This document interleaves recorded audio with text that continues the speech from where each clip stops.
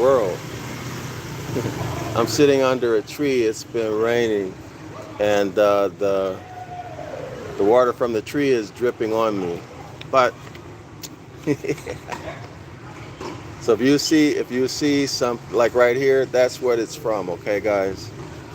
Okay, so good morning, good evening, or good afternoon, scholars, wherever you are.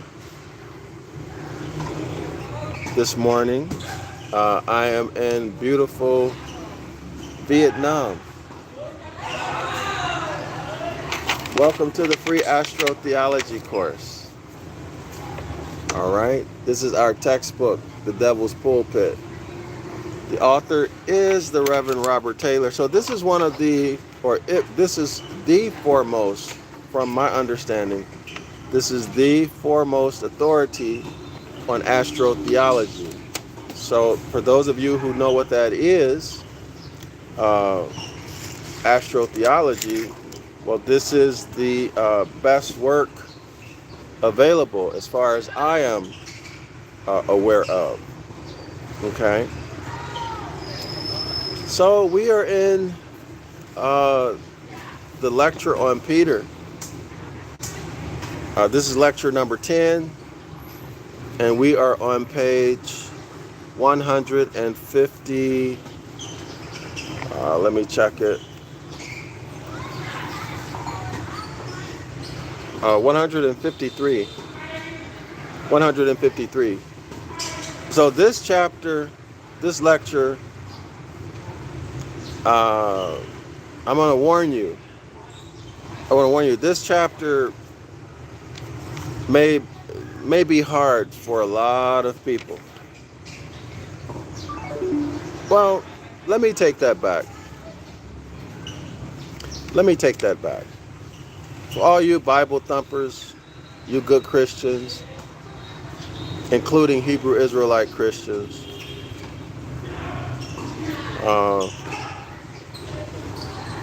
maybe we've covered the most difficult part, which is,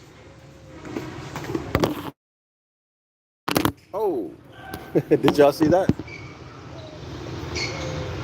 Some fruit just fell. I don't know what this is. So I'm sitting under a fruit tree. I have no idea what it is. Okay. But it's morning time. Here it's about 6:30 in the morning. So, and it rained. Really. It's been raining a lot here, y'all. So everything is moist. Okay, everything is drenched in water, and fruit, although not ripe, some of it, as you saw, that fruit had was ill. Did y'all see the fungus on it? So it's water soaked, and they're falling off. The sick ones are falling off. But anyway, the worst part of it may be over. And that is learning that Peter, the Apostle Peter, is actually an Egyptian deity, actually a supreme deity, several deities. But y'all gonna have to go back and watch presentation number 60 that I did yesterday, okay, y'all? So Peter's identity, his true identity was hidden from you, and the author reveals it to you using etymology, philology, of course, and science and history. All right?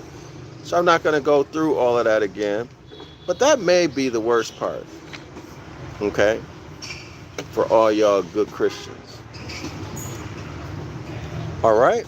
So anyway, let's make it do what it do. Let me just say this, that Peter is also Zeus.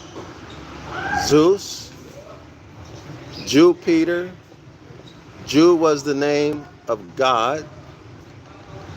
With the soft and elegant utterance of the Greek nations pronounced with a sigma or zeta, that's a Z, Overseas they call it Zeta, as in Zeus. Y'all got that? Zeus?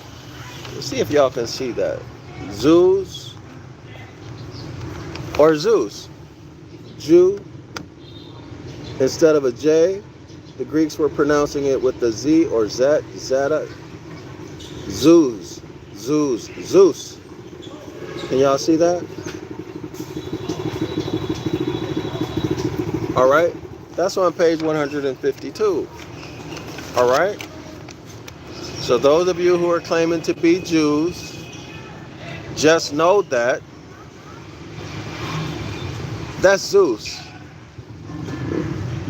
as I've just showed you. Page 152. Zet, Zeta, Z, Zeus. Sometimes they pronounce it Zoo, Z-E-W. All right, Zeus. Okay, there's one of the identities of Peter. Another one is Jupiter, Amun, the Egyptian deity. All right, Jupiter, so on and so forth. But anyway, let's move on. Page 153.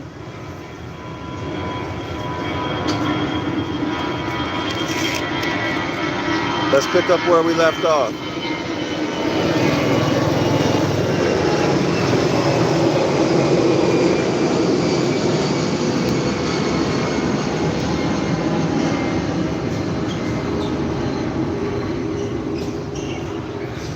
Nope, y'all, we're on page 152.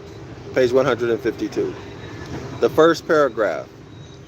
All the names of relationship among us as father, mother, brother, sister, uncle, nephew, niece, being in the opinion of the learned Bryant, that is Bryant's lexicon. Okay, so remember, the year this lecture was given is 1831.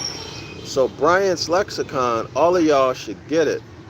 Y'all should go out and get Bryant's lexicon. Okay, the PDF is available. I'm pretty sure I have it. Notice, y'all, family, Peter, father, Patar, Egyptian, Patar.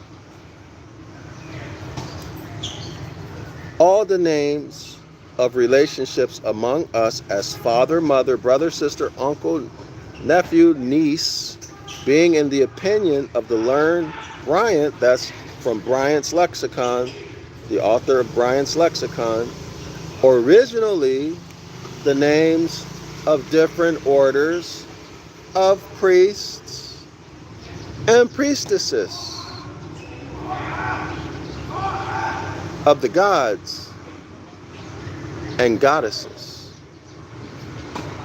The name Peter, the highest, first, and chief of the priestly hierarchy, that would be the father, right? Clearly.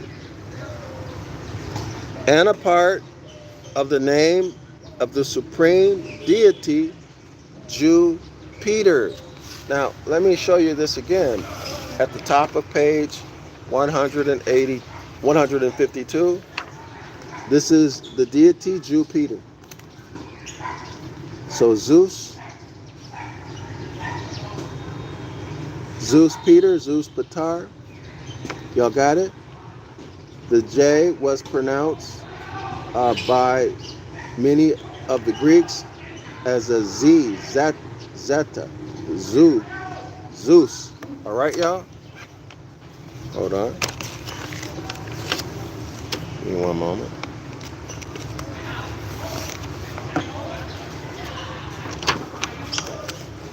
Okay. And part of the name of the supreme deity, Jupiter,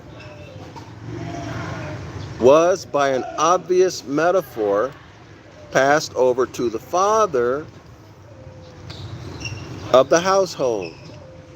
Y'all got that? The supreme deity, Jupiter, was passed over to the name of the father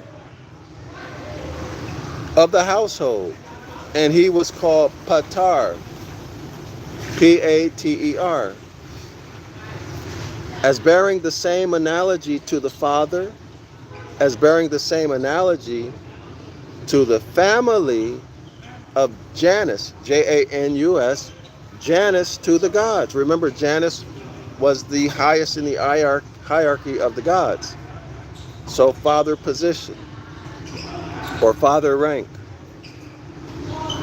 As January to the year. January is the first month of the year. Okay? So January would be in the father position. All right, y'all? As Aquarius to the Zodiac, and Reuben to the patriarch. As Jonah to the prophets, as Peter to the apostleship. See, these are all first place positions, the most important. Having authority, right? Supreme. And as John the Baptist to the Messiahship. John the Baptist paved the way for JC, right? So Aquarius. Aquarius. Now remember, Peter holds the keys to the kingdom. Y'all remember? January has the power to freeze or the power to thaw out. Y'all know what a warm January looks like, right? The snow is melting.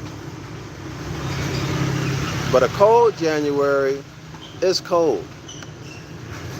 But once you get through January and February, what happens? Springtime. Okay, springtime. So January, February, Aquarius paves the way for springtime, which is what? The kingdom of the heaven. John the Baptist paved the way for, or prepare the people for Christ Jesus. Okay? That's the relationship. So y'all should think about children and family services, or child, what do they call it in the States? What do they call it in the U.S., y'all? Children and family services or child protective services or whatever. Y'all think about this. Father, mother, sister, uncle, nephew, niece. If you look up family, look up the etymology of family, you're going to see it's a servant. Servants in the household. All right? So, if you're using these terms to describe your heirs and your kinfolk, well, you should already see that you're already in what? Maritime Admiralty jurisdiction, out of your own mouth. Y'all see it? Which is Catholic or Christian canon corporate jurisdiction. Civilly dead. You have admitted that you are a civilly dead person. Literally person. Corporate person. Okay? So anyway, it's my opinion and just my opinion alone. Well, I'm sure other people have the same opinion. Let me not say alone. That you shouldn't refer to yourself or your kinfolk or your heirs using any of these titles. Father, mother, brother, sister, uncle, nephew, niece. Right? You're putting yourself in the jurisdiction of the hybrids, right? That's the jurisdiction of the Dogon. Anyway, let's continue. At Rome, the pagan origin of the name and character of Janus is overlooked or forgotten in the word Saint Peter. Y'all got that? It's hidden in there. It's hidden. But at Naples, professing the same Christian religion as Rome, and under the same patron saint, it comes both upon us in the uncovered and undisguised name of Saint January. So here is another evidence right in your face that Christianity is paganism. They just took the deity, took the story, and changed the name.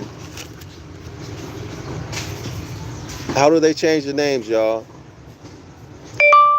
They add, usually they will add vowels, or they'll change the order of the vowels, or they'll replace a K with the C, or replace an S with the C, something like that, y'all. Okay, they do stuff like that. Or they'll add another radical to it. If y'all been following my work, you should know what I'm talking about. If not, go back and watch my videos and you can learn this.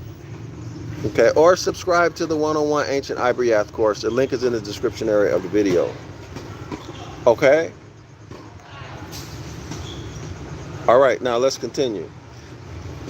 It comes both upon us in the uncovered and undisguised name of Saint January. See, January, Janus, Bishop of Benevento, who was believed to have been beheaded in the persecution of Diocletian, and who was much such another saint as Saint Monday, and whose blood is annually liquefied when toward the latter end of January, the sun sun turning and looking with a warmer ray upon the month.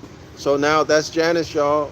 One face to the back and one face to the front. Usually one old and one young. Okay? That had denied being under his influence, his icy heart is thawed. See, there is Aquarius, right? Icy, January. Aquarius, actually Jack Frost, right? Y'all remember that when we were younger? The cold month of January. Okay.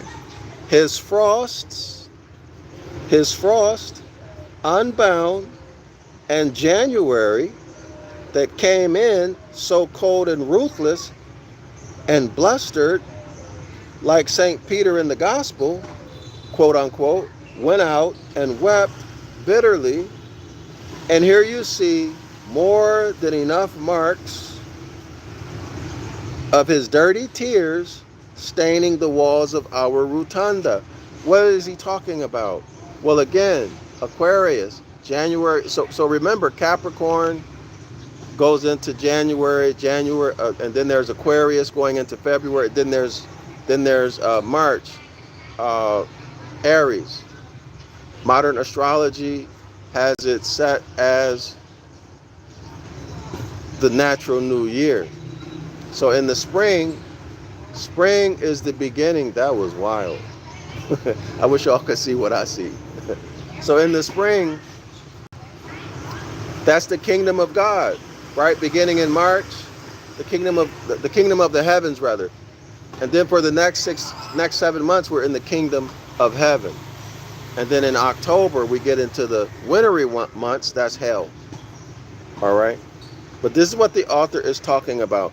One of the most striking epithets of the god Janus was matutinous, that is, of or pertaining to the morning, as he was believed to preside over all beginnings, entrances, gates, and commencements. Y'all know, I wonder what this deity matutinous, if he has or if there's a role in Genesis chapter 1. In the beginning, the deity created the heavens and the earth. But anyway, let's keep going. not merely over the beginning of the year, but over the beginning or dawn of every day. Well, there are 6 creative days, right? And a rest day in Genesis 1. And hence, the cock whose crowing announces the first appearance of the day. Cock-a-doodle-doo. If y'all live, you know what? If you live on a farm, or if you live in Southeast Asia like I do, every morning when I wake up, or even before I wake up now, I hear the roosters crowing because I wake up early. I wake up early, really early every day, and I get my day started. Okay. So I got my palm oil, not palm oil, but palm sap, which is loaded with minerals. So I'm gonna add this in this cafe before I enjoy it, and that way the cafe, when I drink it, I'm not going to deplete my minerals, right? Because caffeine causes you to deplete your minerals. But anyway, y'all, I'm curious if this deity Matatinus, M-A-T,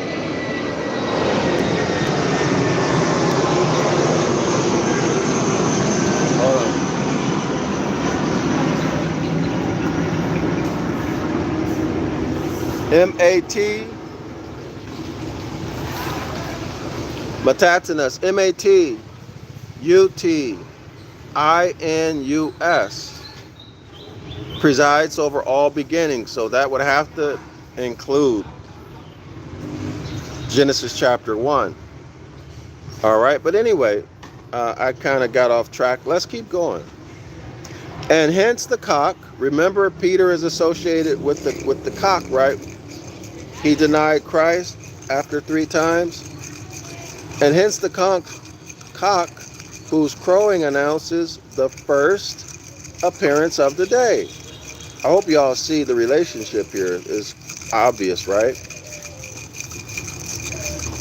Was the peculiarly accompanying emblem of the god Janus. All right, y'all? So Janus, the emblem of Janus is the cock or the rooster, cock-a-doodle-doo.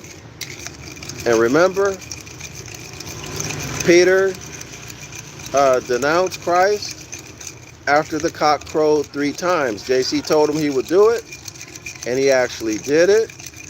All right. And hence the cock whose crowing announces the first appearance of day. Now, y'all get a image of a rooster in your head. Y'all know that thing? I forgot. They have like an orange and yellow and red thing. I forgot the name of it on their head. Doesn't that look like the sunrise? Or even just the sun? You know, the shape of it? Okay, so Matutinus is associated with the cock or rooster.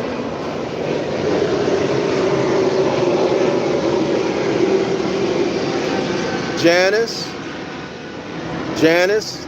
right? January, the new year, is associated with the cock or the rooster.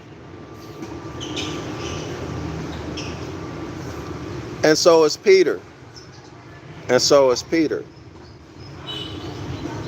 bears precisely the same part in the gospel allegory, in crowing Peter into repentance as he bears in the analogy of nature. When his shrill voice proclaims the breaking in of evangelical light upon the dark conscience of the Son, abjuring apostle, and the evidence of his repentance descends upon the world in the dewy tears of mourning. So Peter's sad, repentant, he's crying. Dewy tears of mourning. Now, I went through this in the book we did prior to this one, the Gospel and the Zodiac. The Gospel and the Zodiac.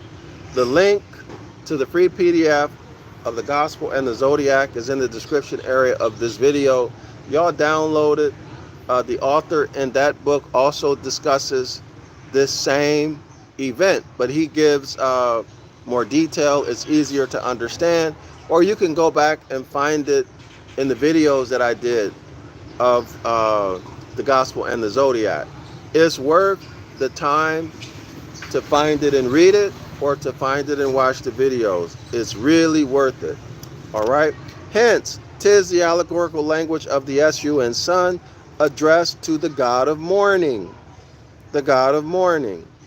Most beautiful in poetry, most accurate in nature.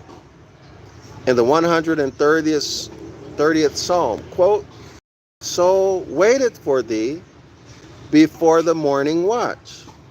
I say before the morning watch." No less allegorical, no less beautiful, is the extension of the metaphor in the language of Christ to the Janus of the gospel. The Janus of the gospel is Peter. Here's Christ's words to Peter. Quote, "Before the cock crow, thou shalt deny me thrice." That is, extendedly, quote, "Through the 3 watches of thy state of darkness, the 3 watches of night, thou shalt forswear thy Lord, but the early bird shall awaken thee." That's the rooster or the cock. "And at his crowing thou shalt perceive my glance upon thee, and acknowledge its influence in dewy sorrow." The dew of the morning, just like I'm talking about right now. The dew of the morning. Everything is wet right now. All right, so I hope everyone appreciates the message here. In terms of the language, y'all have to remember that this lecture was given in 1831, almost 200 years ago. All right, almost so. But I think it's still clear, right? I think it's still clear. The Greeks, who never adopted the Janus of the Romans, had a Janus of their own, i.e. the same allegorical personage under the name Aesculapius, who, like Janus of the Romans, the Jonas of the Old Testament, and the Simon Bar Jonah, or Simon Peter of the Gospel, was none other than one of the 10,000 personifications of the Son, the S-U-N, Son. As is discovered to us, notice discovered, usually hidden right there in your face.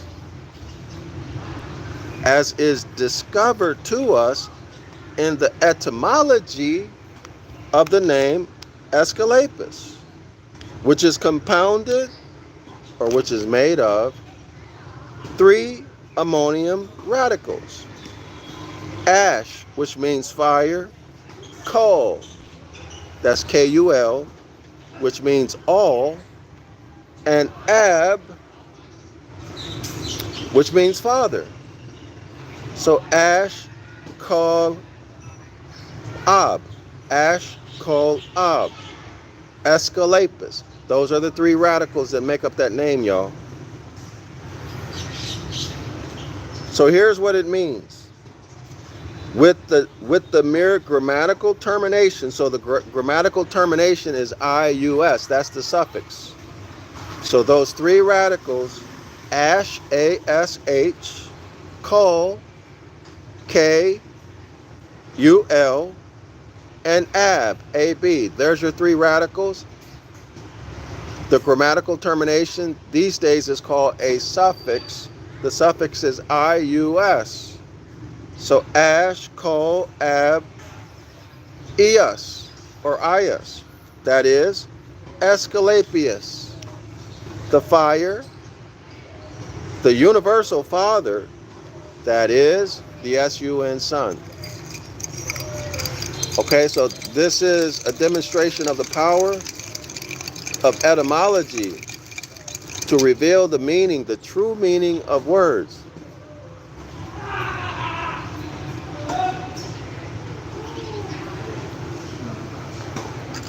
And when you get the true meaning, well, that helps you break free from the bond, the mental bondage of religion.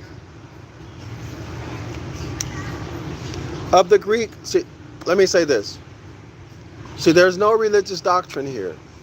Throughout this whole book, there has not been any religious doctrine. Only science. Only science. Of the Greek Janus, then, that's Asclepius, y'all, as well as the Roman, which is Janus, the cock or the rooster was a peculiar emblem. Correlate that with what Jesus said to Peter, Patar, before the cock crow, thou shalt deny me 3 times. Hold on.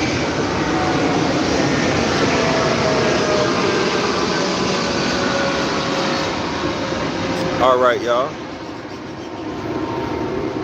Of the Greek Janus, then, as well as of the Roman, the cock was the peculiar emblem.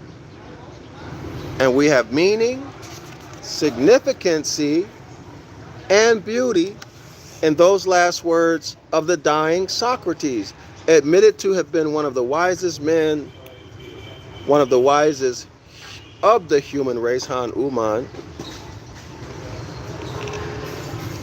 and a most strenuous maintainer of the unity and perfection of the Supreme Being. All right, so I don't think he was very smart if he was worshiping these deities. But anyway, he is presented to us as being what?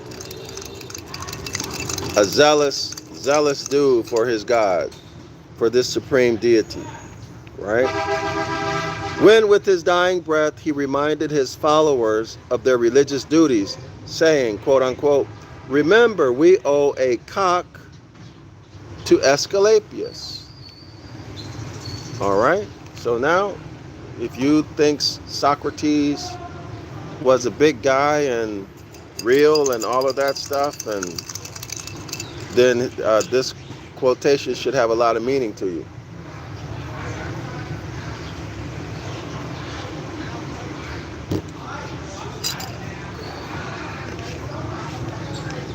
But the accompaniments and associations which identify St. Peter of the Gospel are more particularly, okay, so now we're going to get into it. So the author gives us a list of 7 things in the Gospels that associate Peter to Asclepius and Janus, in addition to everything else we've covered. So the accompaniments and associations which identify Peter of the Gospel are as follows, y'all. 1, his supremacy and apostleship. All right, so remember, January, beginning of the year, has the power to freeze or defrost. Okay, you can't get to the second month without going to the first. Janus is the beginning. Right, y'all?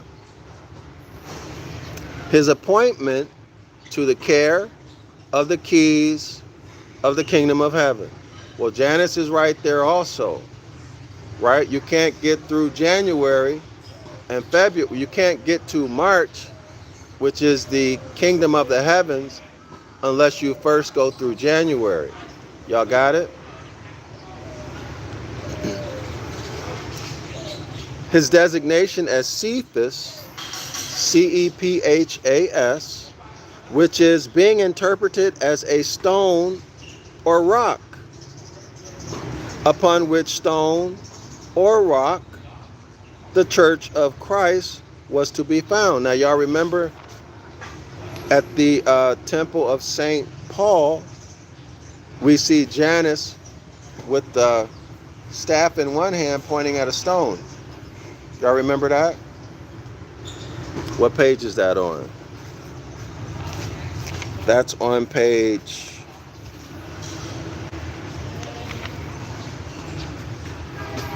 Well, if it comes to mind, I'll go back over it. But it's just a couple pages back. Y'all can read more about that. So that would be architectural evidence, right? Architectural evidence. But it's right there. I just don't remember exactly where it's at. But that would be at St. Paul's Cathedral. Okay? Anyway, let's keep going. Number 4. Number 4. His being the brother of Andrew, his being the father, hold on.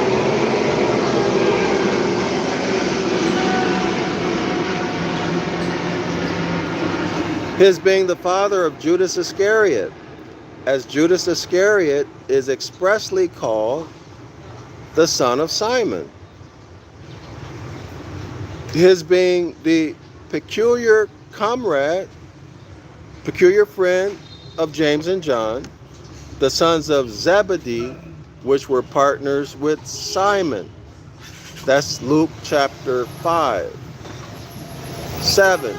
His always and invariably being connected with fishing or fishing nets or a boat or ship or something necessarily leading to mind to the idea of water, of the sea, of a seafaring life. The ship into which Christ entered was Simon's. The house into which Christ entered was Simon's. And we have 4 partners in the firm: the brothers Simon and Andrew, and the brothers James and John, the sons of Zebedee, which name Zebedee literally signifies abundant portion. As James and John receive from Christ the distinguishing title of Boangers, which is the sons of thunder. That's Mark chapter 3. 1. The primacy or first place in the apostleship is evidently given to Peter on no score of superior merit. So he didn't get it for...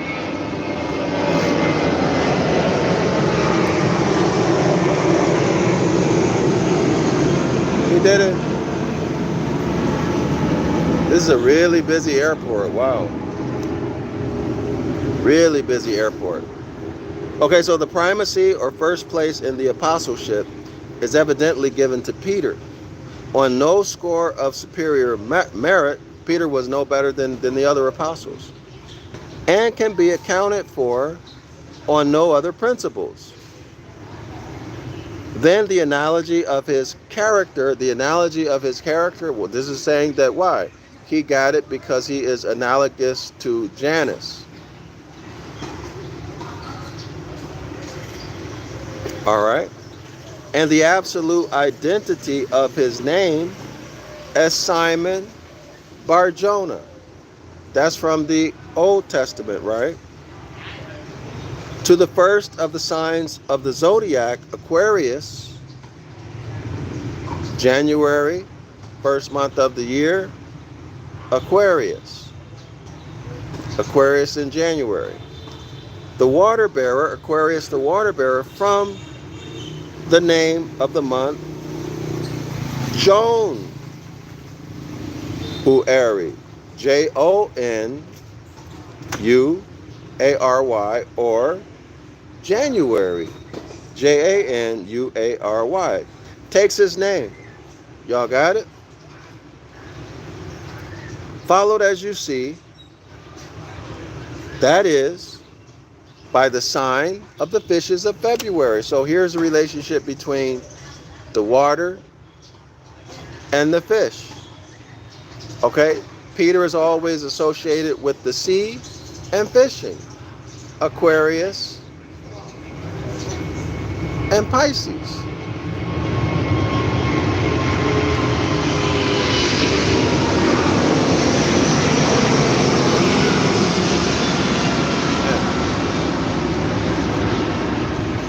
Okay?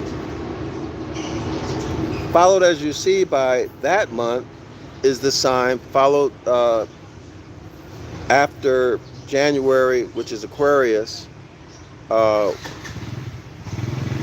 getting into the fishes, which is February, Pisces, which the man pouring out his urn of water seems to be pursuing. Y'all got that? There's the association with water and fish. Hence the allegorical character of a fisherman given to the Peter of the gospel, and the belief that Janus was the son of the ocean. Y'all got that? Janus was the son of the ocean, and the invariable accompaniment of a boat or ship in all representations of Janus of the mythology.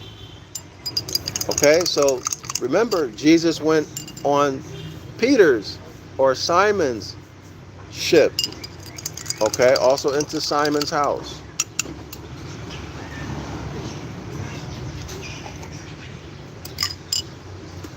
All right, y'all? Okay. I had 10 minutes. So let's continue. Let's continue. The water which Aquarius or Januarius pours out of his urn is the jar of water, y'all, that Aquarius is pouring water into the big fish's mouth, which is where the story of Jonah comes from. The water which Aquarius or Januarius pours out of his urn is swallowed by the great southern fish, Fomalhaut.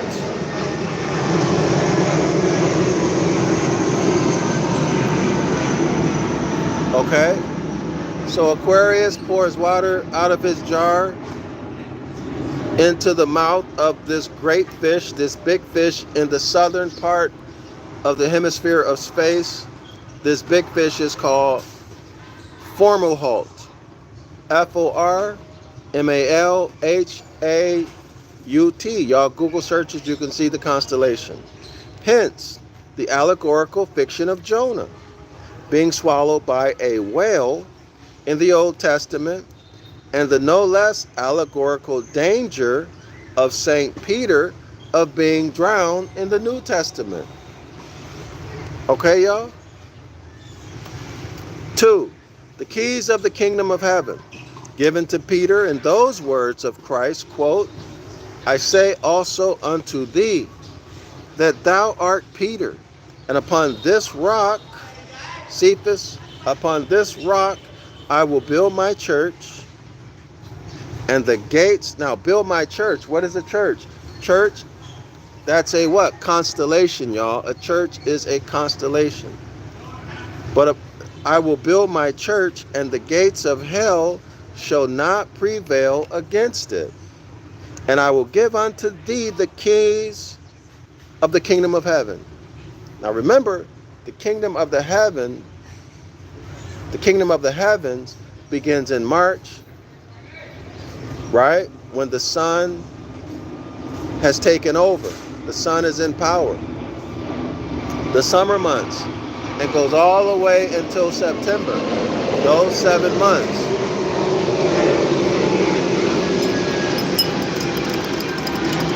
All right? Those 7 months. And I will give unto thee the keys of the kingdom of heaven. And whatsoever thou shalt bind on earth shall be bound in heaven, and whatsoever thou shalt loose on earth shall be loosed in heaven. End quote. Okay, so this is a sort of language to which any notion of literality, history, or absolute fact can no more attach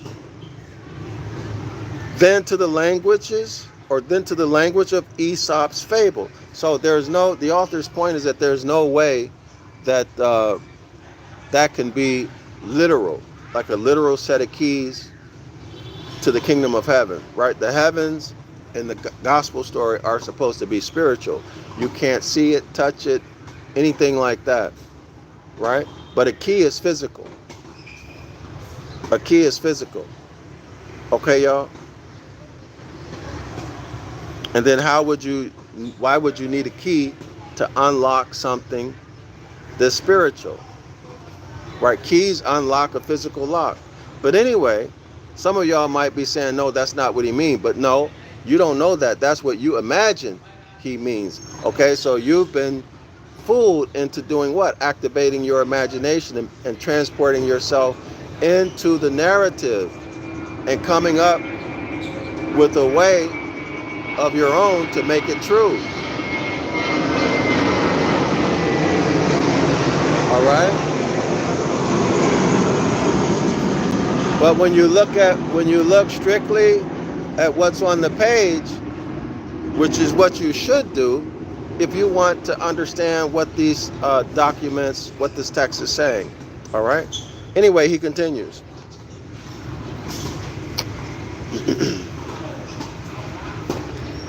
We must renounce our reason altogether, and so the greater fools or madmen we can make of ourselves, the better.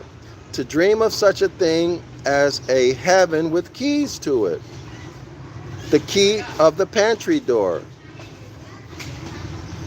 and literal gates of hell, the keys to the gates of hell, y'all. A key to power, either given or possessed by any human being or divine being, either to bind or loose according to the caprice of his arbitrary will. So whatever he wants to do, that's what he's going to do. Who want to be in a situation like that, y'all? Absolute power does what? Absolutely corrupts. You become a tyrant. But that's not the point. The point is that a physical key cannot be used in a spiritual heaven. Okay? So this is more like what? This is similar to Aesop's fable. Like the turtle racing the rabbit. Remember, it has a moral to the story. So what's the moral to the story? That's the author's point. This is like Aesop's fable that teaches morals. The morals are based upon what? Whatever the people in power want you to believe.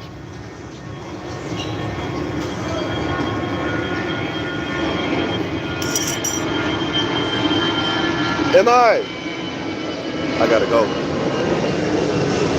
Am I? Hold on, y'all. I need to pay. This is, I wish I could stay and finish this because this is the part I wanted to get to. Am I? Oh, I can't leave. Hold on. I don't want to leave my, my stuff here. Thank you. Coming. Okay, y'all. So I gotta go, but let me say a few more things before I go.